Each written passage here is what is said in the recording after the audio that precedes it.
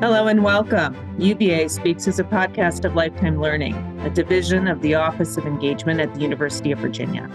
Lifetime Learning brings the knowledge and expertise of UVA's faculty to the university's alumni, friends, and families. My name is Susan Lynch, and I am the Associate Director of Lifetime Learning at the University of Virginia's Office of Engagement. This podcast features Cristina Lopez-Gottardi Chao, an assistant professor and chair of public programming at the Miller Center at the University of Virginia.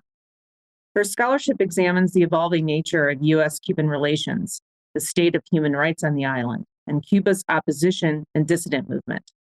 The December 2014 change in U.S. Cuba relations and the direct role played by President Obama in altering this policy has created an alignment between her core scholarship with a focus on the American presidency and, in particular, executive decision-making.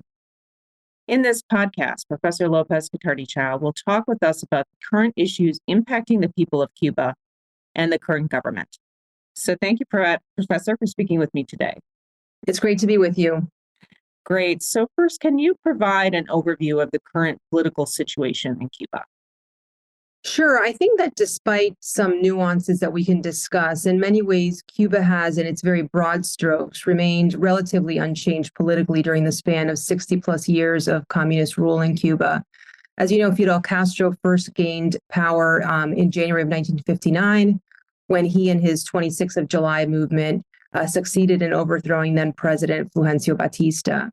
Fidel Castro then went on to famously surpass something like 10 U.S. presidents until he became ill in 2006. He first temporarily and then in a more permanent fashion in 2008 transferred power over to his brother Raul Castro, who at the time was in charge of the military as well as the country's sort of social control apparatus. So then Raul Castro, who today is in his 90s, then served as president. He also served as first secretary of Cuba's Communist Party until 2018, when power was then transferred to what is believed to have been his handpicked successor, Miguel Díaz-Canel. Díaz-Canel is in his 60s. He came up through the ranks of the Communist Party, serving in several posts, including as Minister of Higher Education, and then a few years later as vice president. And so Díaz-Canel has then been leading the country for the last 4 years or so. So thank you so much for that background. You alluded to this a little bit, but did this change in leadership bring about policy changes, or is this simply a continuation of Castro-era policies? Yeah, so in my view, I think it's been mostly a continuation of the Castro brothers' approach, though I think it's worth noting that in 2021, Cuba held its 8th Communist Party Congress, in which Raul Castro then stepped down from his position as head of the Communist Party, which arguably is the most influential post within the Politburo. So on the one hand, this was a noteworthy occurrence where Cuba watchers were paying close attention to, though again, I think the succession to Díaz-Canel had been well planned. It was in the works. And so I think that allowed for Cuba's leadership to maintain the existing course. We should also note that under Díaz-Canel, a new constitution was ratified in 2019, but again, of little importance in terms of real change or kind of affirming a new direction. Rather, it was a reaffirmation of the one-party system, making it irrevocable and with extremely modest changes in terms of commentary on economic or social dynamics. I think that many would have predicted that any of these moments of transition, right, so 2006, 2008, 2018, then with Miguel Díaz-Canel, could have been opportunities for shifts, whether that was coming internally or from opposition on the outside. That did not happen. And so I think it seems fair to say that there has been tight control amongst elites to maintain the existing course. Great. So, I've been reading about the economic crisis in Cuba. Can you please explain what is driving this situation? So Cuba's economic situation has been really dismal for some time. Growth this year was originally predicted to be at about 4%, according to Reuters news agency. But that has, I've been reading kind of recent news on this, and that has now been adjusted to about 1% growth. So, of course, global inflation is affecting all of us. It's affecting things internationally. That is certainly a factor and a dynamic that's needs to be accounted for. But I think it's, from my perspective, it's important to start with to note that while the regime likes to lay blame for all of its economic ills on the U.S. economic embargo, and certainly that has been a policy tool that has had its effect, I think fundamentally the negative economic situation on the island is due to a completely failed economic system that is centralized. It's largely nationalized, based on very tight state control, on the lack of a real private sector, and then add to that no desire and really fears, I think, on the part of the Cuban government to consider shifts away from the existing model for fear that they might lose control otherwise. In more recent years, however, Cuba's economy has also been negatively impacted by COVID, as have all economies. But related to that, a dramatic drop in tourism, which in the case of Cuba is a major income stream and sector for the island. And then also kind of going back a few years before that, the loss of Venezuelan support, which was once a lifeline to the Cuban government, given very close political ties between Fidel Castro and Hugo Chavez at the time, and then more recently under Venezuelan President Nicolás Maduro. Cuba has made some efforts to attract foreign investment, and they have succeeded with some partners, including China, Spain, Brazil, and others. But also worth noting that any foreign investments in Cuba need to take place in partnership with the Cuban government, which is essentially being in partnership with the Cuban military, who through a group called GAESA manages all economic investment activity. And so that, of course, then has its limitations. Thank you for that information. So, in July 2021, there were reports of protests in Cuba. And can you provide an update on the protests? Yes. So as you said, on July 11th of 2021, which was a Sunday, just to give folks a feel for sort of what the atmosphere was like, thousands of Cubans unexpectedly took to the streets in cities across the island. So these demonstrations were not just contained to the capital in Havana, but rather they took place in various cities and provinces throughout Cuba. Obviously, such a scene is very rare there, and people participating in the protests were making fairly basic demands that were related to asking for a change in living conditions as a result of shortages of food and medicine, also dealing with constant blackouts, so a lack of electricity across the island, restrictive measures related to COVID-19 transmission, which has been an issue in other countries, obviously. And then I think all of this, again, useful to kind of frame this within the broader context of frustrations related to the state's longstanding repressive and social control measures. During the protests and then in the weeks that followed, the government began to detain hundreds of people. They kept activists and independent journalists under extreme surveillance. They cut off internet access so that they could not communicate internally with one another and also with the international community. They also then engaged in arbitrary detentions, violations in terms of due process. And then in the end, they held largely closed trials where those that were accused were given prison sentences that range between 7 and 30 years. So quite harsh.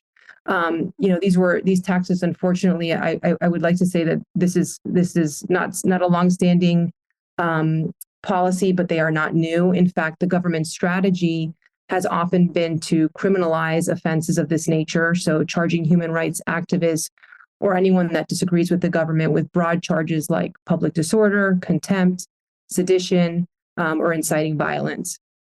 There were also some reports that President Díaz-Canel was calling on the population to violently counter demonstrators, arguing that they, quote, undermine the constitutional stability the constitutional order and the stability of the socialist state. So again, also very alarming. It's also worth noting that these protests came at a time of renewed opposition activity in recent years, particularly amongst groups of artists and musicians, some of which organize under an umbrella group known as the San Isidro movement. There has also been some activity that has galvanized around the Cuban rap band known as Gente de Zona. They have a song by the title of Patria y Vida, which is a play on Fidel Castro's revolutionary call for patria or muerte. So the lyrics in the song, the band, the people who have supported this are obviously very critical of the government. And, this is a bit of conjecture on my part, but probably fair to say that this movement or the song or could have led to some new awareness and activism on the part of the Cuban population. But more to your question about the current status of the protests, you might recall that in September of this year, so just a couple months ago, Hurricane Ian crossed the island, leading to further difficulties for the population. In this case, very specific to power outages and electricity issues, which again prompted protests and people coming out on the streets, particularly in the evenings. These appear to have continued for several days and, to my knowledge, have been brought under control. But again, concerning that the government has threatened criminal charges for those who participated. And it may be that given these two incidents of major protests in recent years, coupled with record-breaking outward migration from the island, might be a sign that the population is reaching a boiling point or has reached a boiling point. And so we'll have to see where it goes from here, both in terms of how the government adapts and responds, and then likewise how the population adapts and responds in kind.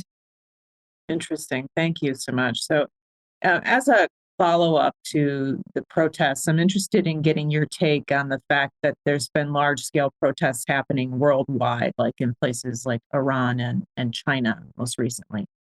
That's a great question. Yeah. So are there issues that link these protests, or are they unique incidents to these countries? Yeah, I think that's a great question. And I think it's fascinating what's going on.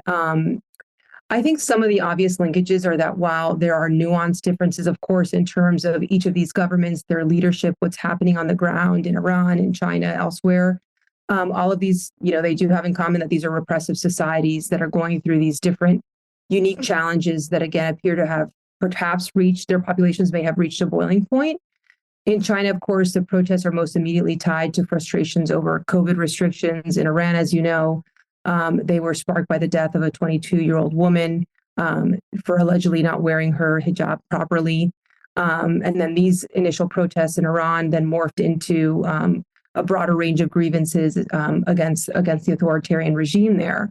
And then in Cuba, there's also, of course, been a litany of frustrations behind the protests, as we've talked about, the economic situation, et cetera.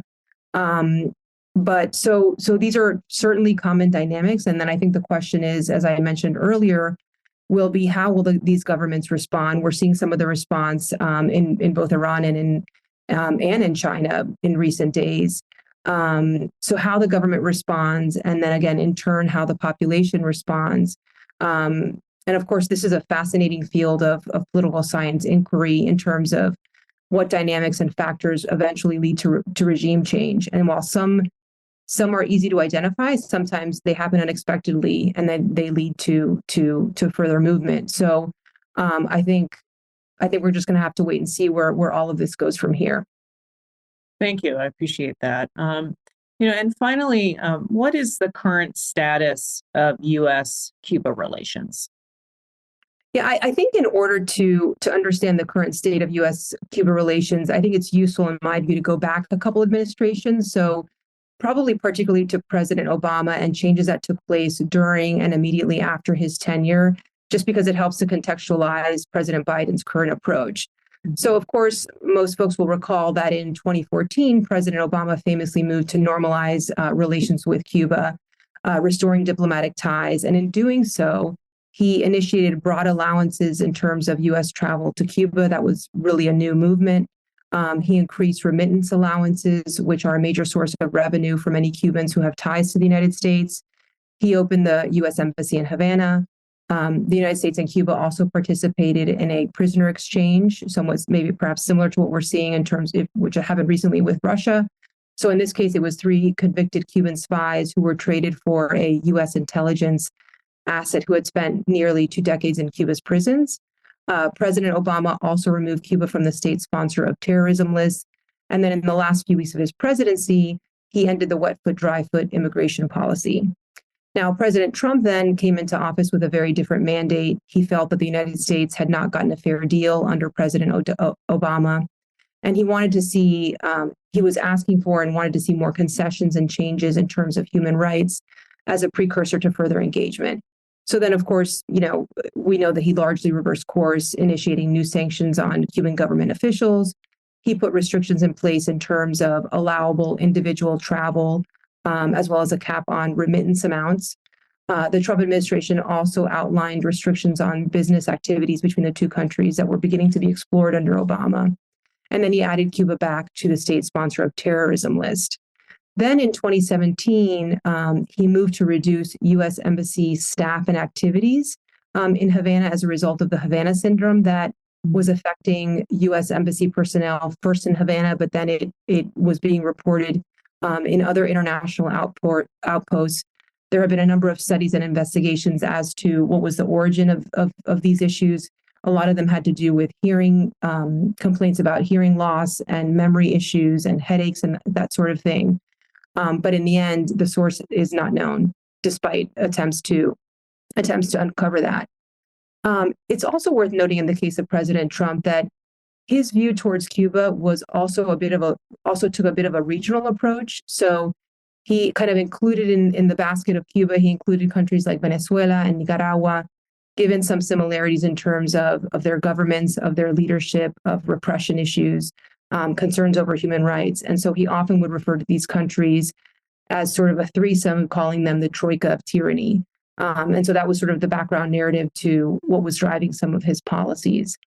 Now, turning to the present day in terms of the Biden administration, the Biden administration has generally been fairly cautious in its approach. I think he and his advisors have learned about what was gained and not gained with Obama's détente, and then also kind of having some consideration for Trump era restrictions. And of course, I think it's fair to say, like all U.S. presidents, he is very keenly aware of the political calculations. And I think the significance historically of the Cuban American vote, particularly in Florida, which has been historically a swing state. And so that is a political calculation that all administrations make in terms of how they decide what course to take.